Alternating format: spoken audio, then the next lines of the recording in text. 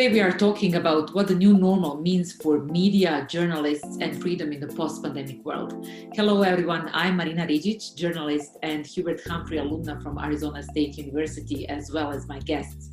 Let's meet them.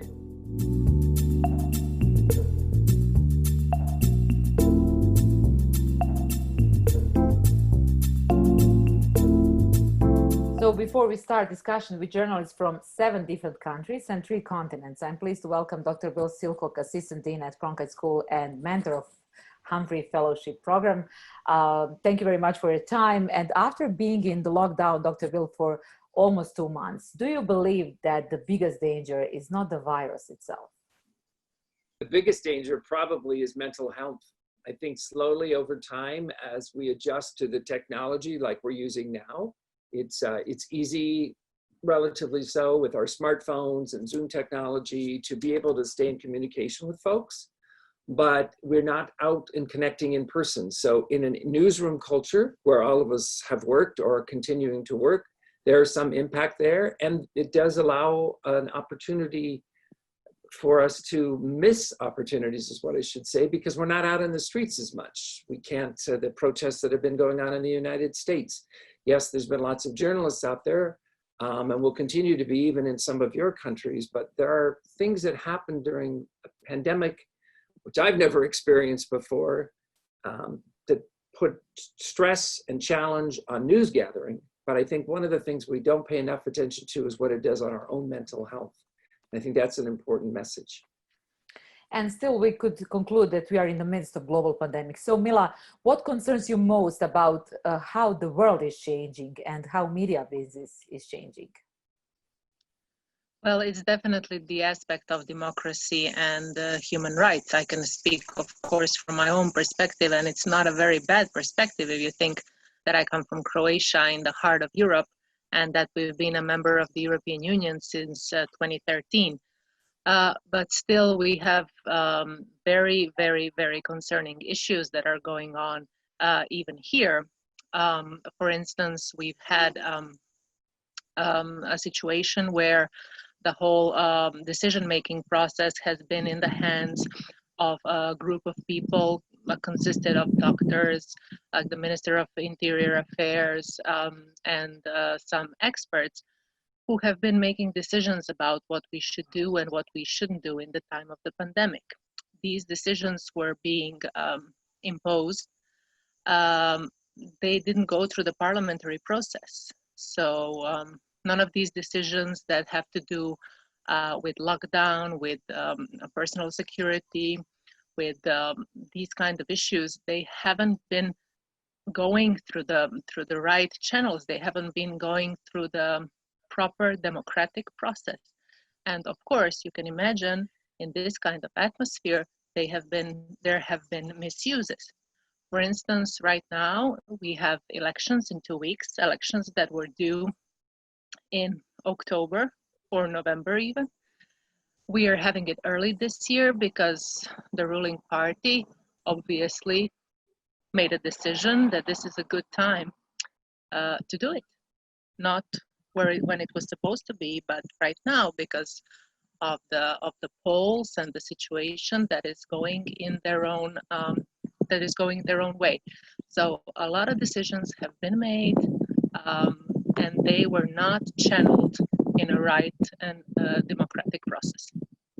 So Mila mentioned many threats, but maybe we could find or identify a few opportunities for media business as well. Of course, during and after pandemic. Terry, from your perspective, what are the potential long-term implications of the global pandemic on media business side?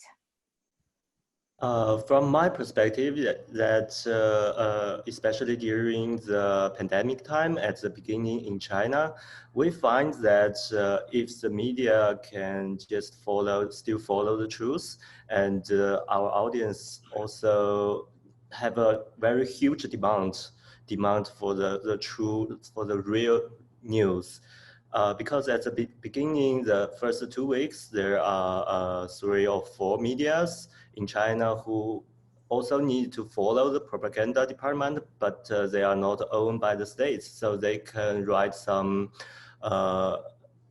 objective stories and do some investigative things. And these pieces all have a lot of people to follow, especially in the big issue happened. So I think for media business, especially the journalism, the real journalism still need to keep going on, because when the big things happened, people were automatically to find the truth. And that time, during that time, if we do not have, you know, a lot of media focus on journalism, that will be very bad. But on the other hand, I think the biggest challenge from the pandemic is that the government finds they need to control more voice, especially in China. But many countries are implementing a digital surveillance mechanism in order to prevent the virus from spreading. So, Alex, how can these mechanisms be controlled? Yeah, thanks, Marina. First, I made some research about the most oppressive countries in this case, and it turned out that China, South Korea, Israel, and Russia are using highly personalized location data to contain the spread of coronavirus. And I want to bring up Russia's example because some technologies Putin's government use to spread the coronavirus, it's kind of like an absurd. For example, they implemented kind of a digital passes. So every citizen, like who lives in like tiny apartment in Moscow, he should get this pass even if he wants to walk out of the apartment. And it turned out that they already started to implement facial recognition technology. So those people who didn't apply for these passes, they got fines about $50 just because facial recognition technology tracked and captured their face on camera, and they got these fines. And $50, it's a lot of money in Russia. So how the civil society can address this problem? There are actually not that many things civil society can do. And I think the best example here is what happened in San Francisco, where local legislative branch, they banned facial recognition technology. And when they banned it, it's also appeared that many cities, even across the US, they already use this technology without notifying public. So the first thing how can address it if government or local governments will just ban or limit the use of facial recognition and some other technologies like mobile data and other personalized data. And second is that private companies should limit the technologies they can sell to government agency or to government, and to limit the data they could share with the government so that they would be able to protect privacy. But unfortunately, we cannot see any of these things implemented yet anywhere. It's going opposite. So we could conclude that we face the choice between surveillance and citizen empowerment. And Raj, where is the balance between our privacy and our human rights? And official protection and control of ourselves. Thanks, Marina. So, you know, especially coming from Nepal and how things are moving ahead is also like there's another aspect to looking at this as well. Another aspect to look at is accountability issues, like when, you know, the government is actually trying to deal with this pandemic, you know, it's buying a lot of like medical equipment and all those things. But the question comes is like how these medical equipments are being bought, like is it transparent? Is it like accountable, the process and all those things? So a lot of series of allegations are going on in Nepal regarding the purchase of medical equipment during this pandemic. So the people in power, like especially during these difficult times, are still thinking of making a lot of money or something. So these issues are still ongoing, especially in developing countries. So another aspect is also like migrant workers, like especially Nepal is a country who sends a lot of migrant workers to many Gulf countries. So right now the cases have been increasing, and the question is how to bring these migrant workers back home, and how, because there are no flights, and the airports are shut down. So the question is also bringing these migrant workers and becoming a voice to these issues. That's another challenging aspect that the country is ongoing. And at the same time, talking about journalism, like we talk about like investigative journalism and all these things, but during pandemic, I think media is very hard hit in Nepal, and especially like if some editors are even leaving their job because the management came up with plans to cut down the journalists, like the number of journalists. So instead of going along with management, and some editors have even left their job. So and like many print outlets have suspended their publications. They are going online, and so I think so it's very difficult in Nepal, and because this is the time we need journalism and real journalism to do investigative journalism and accountability reporting. But I don't think like media outlets are being able to do what they really want to do. So we could track a huge back and forth discussion of who is spreading fake news during pandemic. And especially from my perspective, it was really interesting to follow from one side EU and US officials, and from the other side Russian government. So Evgeny, would you briefly evaluate how COVID-19 related Russian propaganda is evolving in media? Well, actually, I do not see many Russian propaganda related to the COVID targeted to the West, to be honest. Of course, everything that is shaking Western countries and their very foundations is favorable for modern Russian media and for modern Russian authorities. And it's also always on the agenda, but and you can find it, for example, in Russia Today here.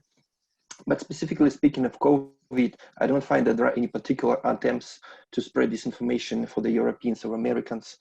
And the main reason is probably that in recent months, Russian propaganda was focused and still is focusing mostly on the internal affairs. There will be a general referendum on the 1st of July, where citizens are expected to approve a new constitution that is believed to have one goal: to keep current president to stay at the power for as long as he wishes. So they're struggling with this agenda. And moreover, they are probably more concerned not about spreading something for the foreign audience, but to keep Russian media silent. As with the ridiculous statistics showing very low death rate in Russia, many people question the data. So they enforced the law that is criminalizing fake news, and specifically COVID-19 related fake news. And the fines are really hefty, and they can lead to the closure of some small or medium-sized media. So if you as a media or as a journalist do not follow official agenda and try to share some alternative opinions, you're under constant threat now.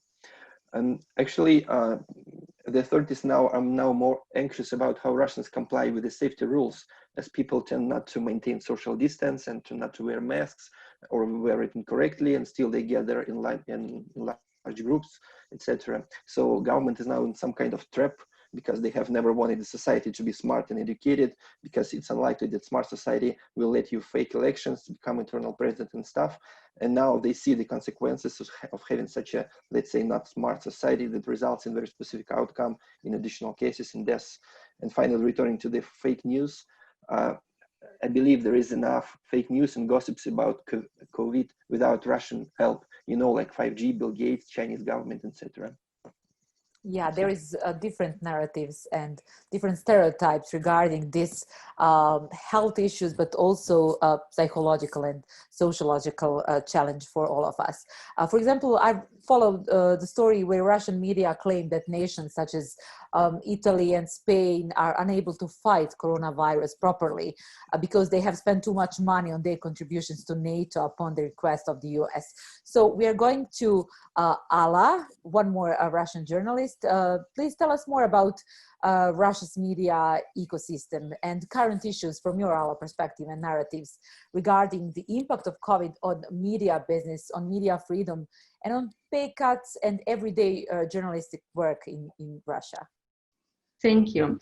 I agree with my colleagues. The media market in Russia totally changed now.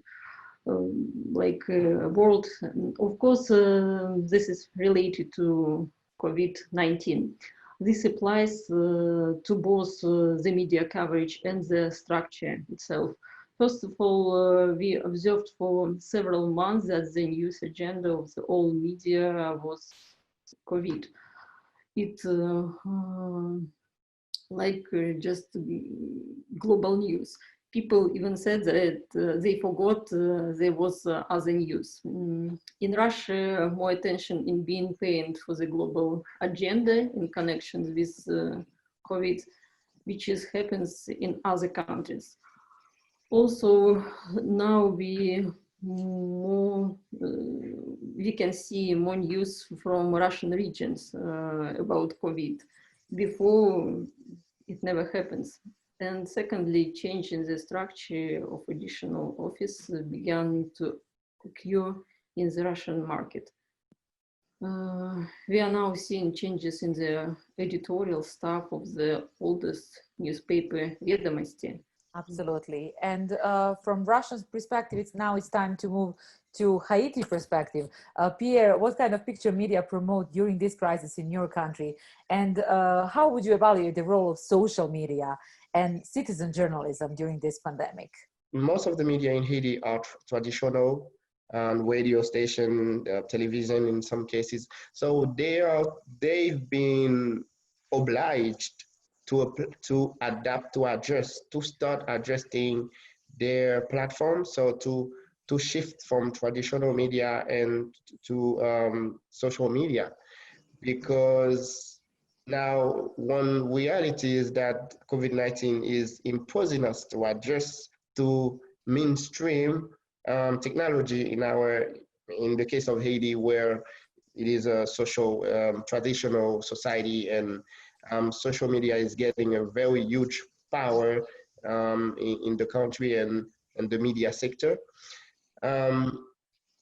There has been some media that already shifted to digital platforms, but the traditional media, most of the traditional media are understanding the importance of going faster to update, to upgrade their platform to digital platforms. Journalists are using WhatsApp, mostly WhatsApp platform, to raise awareness about how the people should protect themselves against the coronavirus outbreak. So as WhatsApp gives the opportunity to share audio, and as Haiti is a more oral culture, so they can use some audio notes to spread awareness messages, outreaching messages, so people can protect themselves instead of reading things. Okay, we have heard a lot of different stories, angles, and issues across the globe regarding media businesses, media freedom, and of course, some kind of challenges, not just as a media people, but also as a leaders and as activists who promote inclusivity, diversity, equality. So for decades, Dr. Bill, you have run different leadership programs and served as a mentor for editors, journalists, filmmakers, activists. Could you briefly share what is the most important lessons you have heard or learned during this pandemic? That every individual voice still counts, because I'm looking, and I'll put in the chat for this for the viewers later, but Poynter Institute, a journalism think tank in Florida, is tracking all of the layoffs in the United States, and it's staggering, frightening to see the list of people who have been laid off. American Public Media, the Hubbard Broadcasting, 29 people at WBUR, a public radio station in Boston, 29 people laid off. That's chilling. I don't know that I've ever seen it, even during the .com bust and boom era, when we had that fallout, the journalists went through their change. So I think what happens is we have to, as individuals, recognize we still have stories to tell. And the good news is the platforms and these phones allow us, even if I don't have a current job, I can become a freelancer, I can just get my message and get my story out. Certainly the citizens are doing that, but journalists are much more important in the process to help the citizens understand where their biases might be, and hopefully journalists are remaining transparent in the process. I think the last thing I would share is that it's situations and organizations like the Humphrey Fellowship, it's good friends like you across the world from a variety of different countries and different newsrooms and backgrounds who can pull together stories, how can find ways to tell important stories about COVID-19 or the spin-off that's happened as we've all been locked in this little cocoon, either locally or globally. And that's having an impact, especially in the United States, as we see on other explosive issues which were bubbling under the surface, such as race, such as equality. So I do think, last thing I want to share is we should find some optimism in this, because I believe while journalists need to remain looking at both sides, they also have a story to tell that allows people to have some hope. I'm not talking about being Pollyannish and in any way getting into propaganda, but we just need to let the citizens know that somewhere there is hope. So maybe it's more stories about, just the citizens helping other citizens when the medical community fails or some other part of their social service system fails, that citizens themselves are not failing, and telling those individual stories, even if we don't have a job as a journalist to tell them, still capturing them and putting it on our own Facebook page. It's getting the story out. And I think that's really important. Yeah, before we find actually optimism and final thoughts, I would like to tackle these issues. Like, we have also seen fear, paranoia, and blame in the US, and it is directed toward Asians and Asian Americans. So Terry, maybe you can help us with this kind of conclusion. What we are facing is not only a health crisis, it could be identified as a crisis of racism. Do you agree?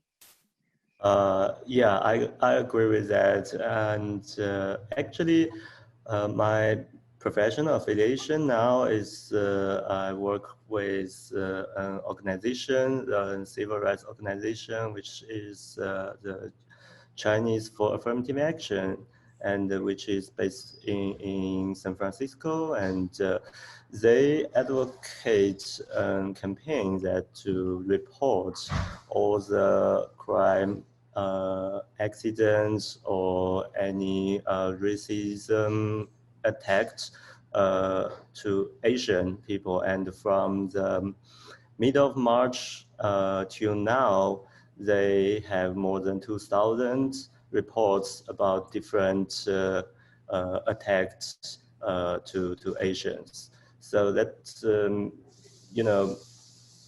we all know now the President Trump, he used a lot of words, want to transfer the responsibility from his own administration to my country. So that I think even in the last Saturday, he used a new word like Kung flu to implement the viruses from China. It's all the fault from China. So that is a very bad thing for the citizen who to know what is the truth about the virus. It is originate from China, but the spread and the problem here is not the fault of China. So, but people, especially in the election years, the politicians need to find someone to get the bad thing, and they did a great job. So that is not a good thing for every Asian Americans here. You mentioned President Trump called this Chinese virus. So Raj, we are heading to you. Is that a new ground for division, for polarization in the US society? Yeah, that's a great question, especially like with what's happening around the world, and like especially what to take in for a country like Nepal, because like when we talk about democracy and press freedom, and because there are like especially some ideals, but like when we look at this moment, like the question is like, are these the real ideals? So that the question is out there. But like coming back to Nepal, and like especially the people in power, like they try to use their rhetoric just to gather more tweets or more more votes, or just to look after their own voters. Like there's one thing that a leader in Nepal said, that the virus that came from India was more has more more powerful than the one that came from China. So these are some of the rhetorics being told by the people in power, instead of going to the scientific knowledge and scientific scientific findings. That this rhetoric does not lead anywhere. What we right now need is like fact-based, evidence-based information that could actually bring some change, also some positivity among the people. Yeah. So, Mila, you cover international stories for more than decades. And what are the potential long-term implications of the global pandemic on political side and on upcoming elections in the US? Do you have any predictions or concrete results? What will happen in November, hopefully? It's so hard to predict. I wouldn't dare to be the one to predict what will happen in the US. This is definitely a completely new narrative. It is a completely new surroundings for the American people, for the American voters. It, I can predict it's going to be a struggle. I can also predict that on the other side, on the Democratic side, we haven't seen that much action in terms of what needed to be said or what needed to be done. It's of course very hard to do that in the time of pandemic. We're seeing very different different campaigns with, of course, all the restrictions that that have been imposed. Some of them are going to uphold those restrictions. Some of them won't. But it's going to be hard, and I'm afraid to say that, however it turns out on that Tuesday in November, it's not going to be the end. I'm afraid it's going to leave a lot of open questions, a lot of different agendas that will still need to be addressed. And it's not going to be like with all the problems that we now have in the United States.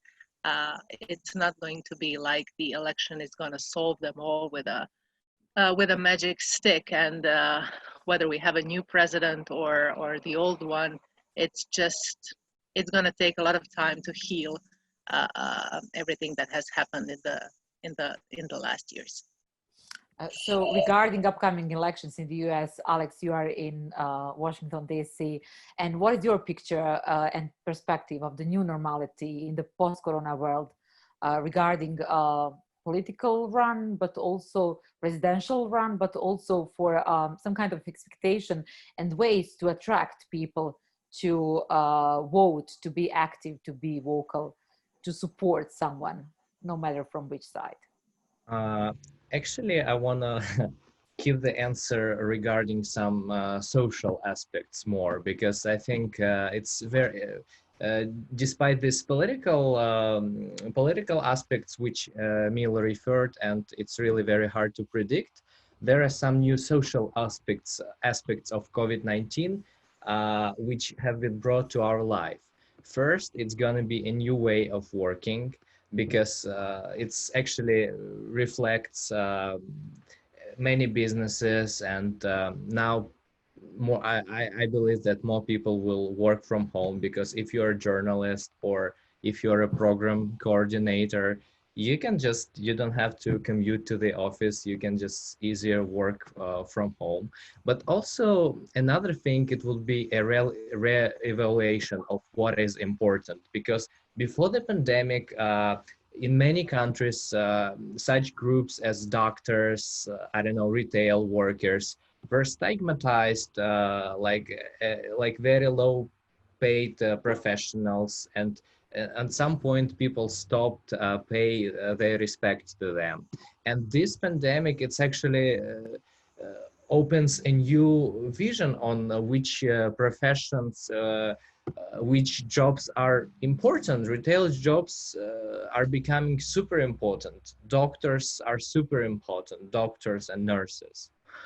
And also, I'd like to conclude now that now every second count making. So because before the pandemic, we forgot how valuable is the right to that travel is actually a privilege, that seeing your family overseas is a privilege, that now we can only communicate through the computer screen. I believe we would appreciate social interaction much more. Thank you so much. And Evgeny, what can we learn from this crisis to empower trust and effectiveness of media outlets?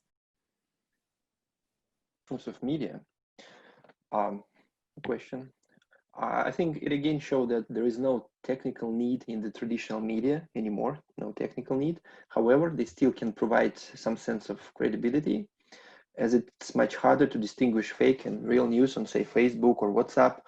And COVID situation have showed there is a demand for honest news, not gossips or hysteria. So media have a chance to revive as a trusted source of news for the audiences.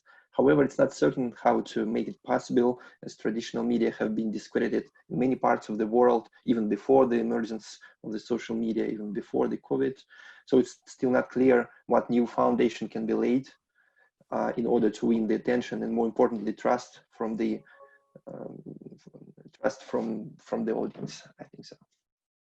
So let me wrap up our today's session with the last question for Pierre.